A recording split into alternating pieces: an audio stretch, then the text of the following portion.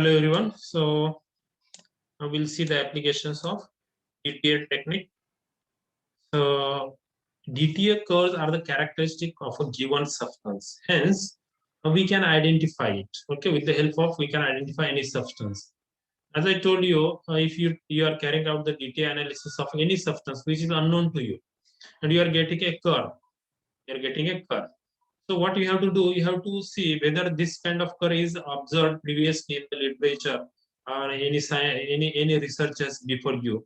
Okay. So if you find that yeah, this is matching with certain curve which is obtained in the previous study, whatever material you have studied is the same as that of the previously study. Okay, this is how this technique help to do the study of substances. Okay, if you see on the screen, there is a curve for the calcium oxalate monohydrate. You can see here at the 3 point. Okay, the reaction is taking place. You are observing changes over here. In the first step, the water molecule is given off over here. In the second step, carbon dioxide molecule is given off. In the third step, here it's carbon monoxide is given off.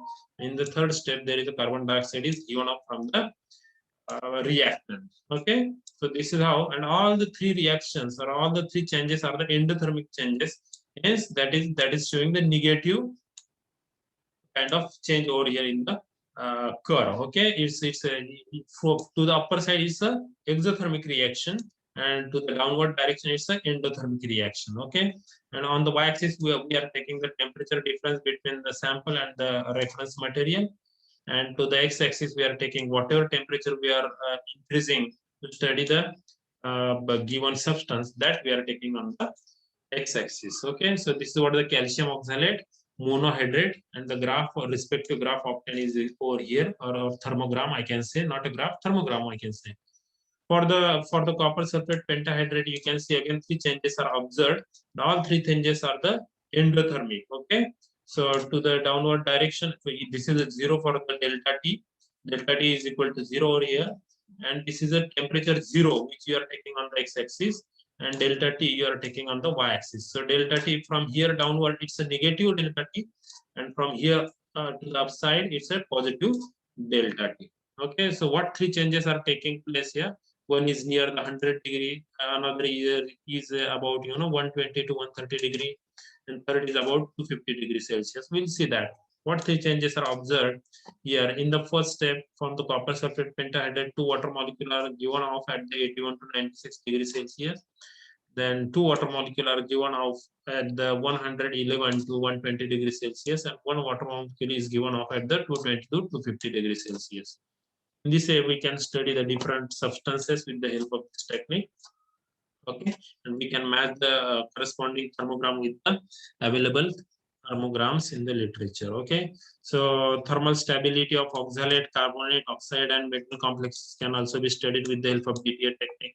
And purity of organic materials like polymer, oil, fat, pharmaceuticals can also be determined with the DTA technique. Heat of reaction of a chemical reaction and phase changes can also be determined with the help of this technique. It is used to used for the identification and quantitative analysis of inorganic and organic materials. Okay, so there are some distinguishing point between the TGA and DTA technique. So what we are doing in the TGA technique, we are measuring changes in the mass of the sample with respect to change in the temperature. Okay, and here we are measuring the difference delta T with respect to the temperature. Okay, or as a function of temperature. Okay, we are taking the difference of this is what the sample and the reference material. Temperature difference of the sample and reference material.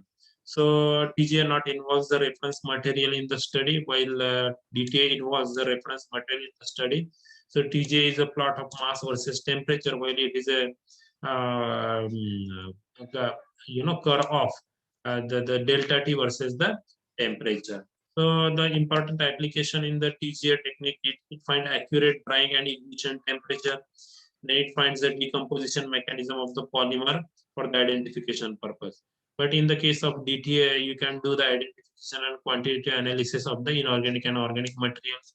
Then you can study the thermal stability of inorganic substances and the metal complexes. Then the determination of purity of organic material like a polymer, oil, and fat. then the determination of heat of reaction of a chemical reaction. Okay, as a dTA peak area is a linear function of the heat of reaction. Okay, the determination of heat of reaction for a chemical reaction as the dTA peak area is the linear function of the heat of reaction. This is also studied with the help of dTA technique. So in the next lecture, I will continue with the thermometric titration. This is enough for this lecture. Thank you.